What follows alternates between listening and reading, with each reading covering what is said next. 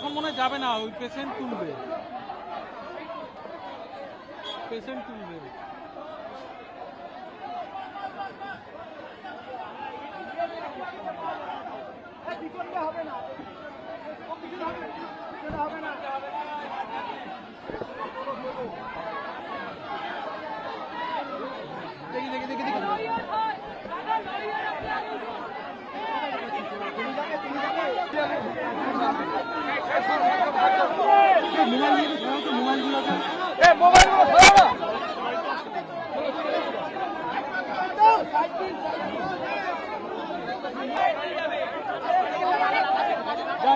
হ্যাঁ,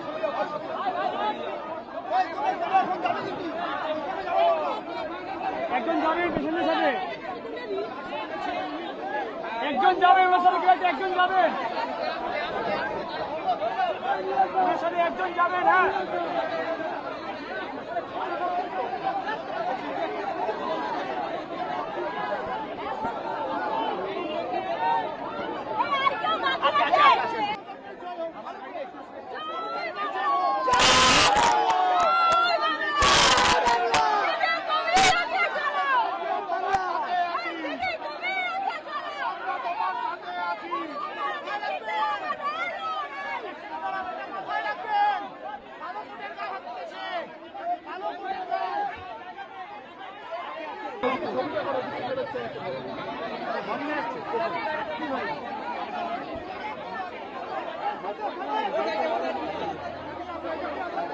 ভাই কি করছিস রে ভাই?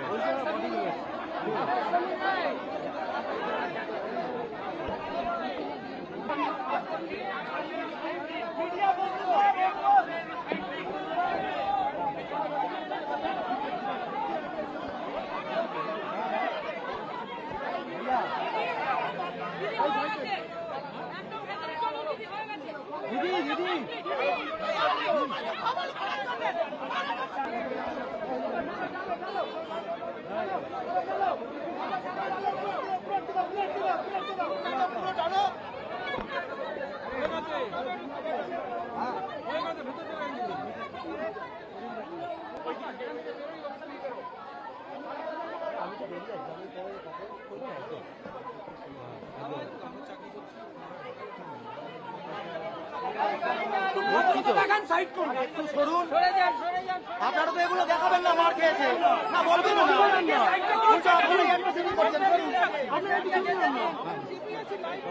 কিন্তু আমি বাধ্য হয়ে আজকে বাংলার মানুষকে এবং দেশবাসীকে জানাতে বাধ্য হচ্ছি, আজকে যে মর্মান্তিক ঘটনা আমাদের ঘটেছে, আমাদের কর্মীদের ওপর, ছোট ছোট ভাই বোনেদের ওপর, ছাত্র যুব আইটি সিনিয়র থেকে জুনিয়র সবাইকে ফেলে যেভাবে পেটানো হয়েছে পুলিশের সামনে, এবং বিজেপির লুম্পেনরা মাননীয় হাইকোর্টের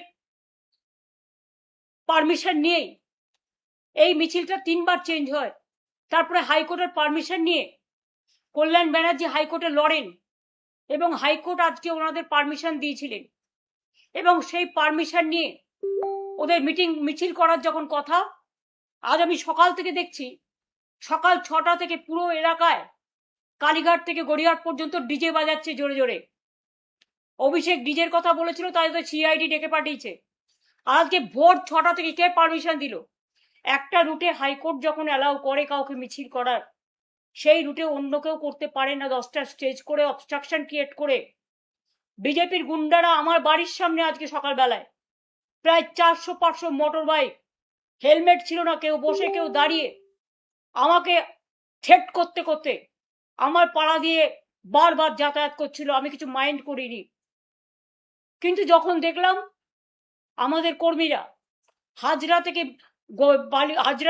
পর্যন্ত বালিগঞ্জ ফাঁড়ি থেকে হাইকোর্টের পারমিশন নিয়ে, এমনকি মাইক্রোফোন ইউজ করতে বারণ করেছে হাইকোর্ট, আমরা সেটাও করতে দিইনি, কয়েকটা হ্যান্ড মাইক নিয়ে তারা একটা মিছিল করছিল এবং তারা প্রতিবাদ জানাচ্ছিল। বারুইপুর থেকে দুর্গাপুর, মিদনাপুর থেকে শিলিগুড়ি, শিলিগুড়ি থেকে কুচবিহার, বেহালা থেকে সোনারপুর, সব মেয়েদের উপর অত্যাচার, ধর্ষণ এবং সাধারণ মানুষ আজকে আতঙ্কিত। হকার থেকে শুরু করে, দোকানদার থেকে শুরু করে, মিড ডে মিল থেকে শুরু করে, ওয়ার্কাররা থেকে শুরু করে সবাই আজকে আক্রান্ত। তাই প্রতিবাদ করে একটা শান্তিপূর্ণ মিছিল করার পারমিশন হাইকোর্ট আমায় দিয়েছিল।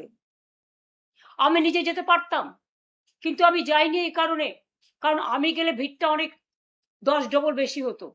আমরা হাইকোর্টের রুলটাকে অবমাননা করতে চাইনি। তাই আমার কাছে খবর আসছিল সকাল থেকে পুরো এলাকায় বিজেপি লুম্পেন দিয়ে, ভাড়াটিয়া গুন্ডা দিয়ে পুলিশ আগে থেকেই ওদের অ্যারেঞ্জমেন্ট করে রেখে দিয়েছিল। যে পুলিশ ধর্ষণ রুখতে পারে না, নির্যাতন রুখতে পারে না, হত্যা রুখতে পারে না, খুন রুখতে পারে না, সব রাজনৈতিক দলের ওপর যে অত্যাচার চালাচ্ছে, বাংলাটা পুরো ললেসনেস হয়ে গেছে আর শুধু ধমক চমকের রাজনীতি চলছে। পুলিশ আজকে পুলিশি রাজ তৈরি করে, আমি পুলিশের এই তাণ্ডব কখনো দেখিনি। আমিও পুলিশ চালিয়ে এসেছি, প্রশাসন চালিয়ে এসেছি, তাদের প্রতি আমার শ্রদ্ধা অটুট রয়েছে। কিন্তু আপনারা হাইকোর্টের রায়ও মান্য করছেন না। হাইকোর্টের রায় মান্য করে আপনারা তো মিছিলটা শান্তিপূর্ণভাবে করতে দিতেন। কেন মিছিলের মধ্যে বিজেপিকে ঢুকতে অ্যালাউ করলেন? এবং সারা রাস্তা জুড়ে মেয়েদের গোপনীয় পার্টস থেকে শুরু করে সারা শরীরে আপনারা মেরেছেন, লাঠি দিয়ে, রড দিয়ে, ইট দিয়ে, আরো কিছু কিছু জিনিস দিয়ে, যেগুলো বলতে আমার লজ্জা লাগে। আমি ধিক্কার জানাই। আমি বাংলার সচেতন মানুষ, শিক্ষিত মানুষ, সভ্য মানুষ, মানবিক মানুষ, সবাইকে আবেদন করব, অনেকদিন চুপ করে আছেন, আর চুপ করে থাকবেন না।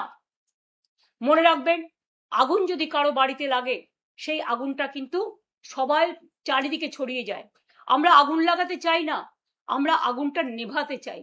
তাই আপনাদেরও আজকে দায়িত্ব প্রতিরোধ করা, প্রতিবাদ করার। এবং আমি প্রায় 25 জনকে হসপিটালে পাঠানোর ব্যবস্থা করলাম।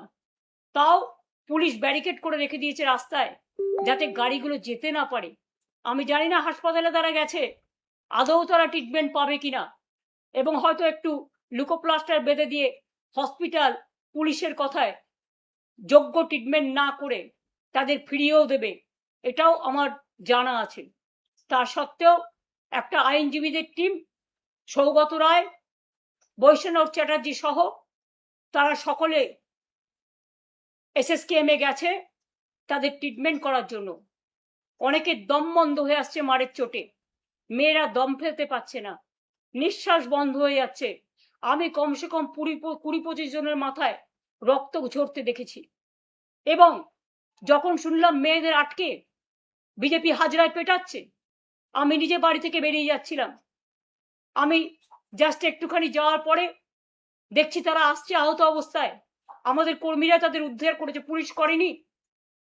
এবং পুলিশের এই নির্লিপ্ত ভূমিকা, আমি জানি না, আইনের শাসন যদি আপনারা রক্ষা করতে না পারেন, মনে রাখবেন কিছু ক্ষতি হলে দোষটা কিন্তু আপনাদের ওপর দিয়ে রাজনৈতিক নেতারা ছেড়ে দেবে সবটা আপনাদের ঘাড়ে। তখন কিন্তু আপনাদের এটা ফেস করতে হবে। আমার হাত জোর করে আবেদন থাকবে প্রশাসনের কাছে, প্লিজ এক পক্ষ না হয়ে নিরপেক্ষ থাকুন। মা বোনেদের অত্যাচারের হাত থেকে বাঁচান, হকারদের বাঁচান, বেকারদের বাঁচান, গ্রাম বাংলাকে বাঁচান, কলকাতাকে বাঁচান। আর অত্যাচার, আর অনাচার, আর ব্যভিচার আমরা গত 2 মাস ধরে লক্ষ্য করছি। আর কতদিন, আর কতদিন, আর কতদিন, আর কতবার, আর কতবার, আর কতবার অপেক্ষা করারও তো একটা লিমিট আছে। Subscribe to One India and never miss an update. Download the One India app now.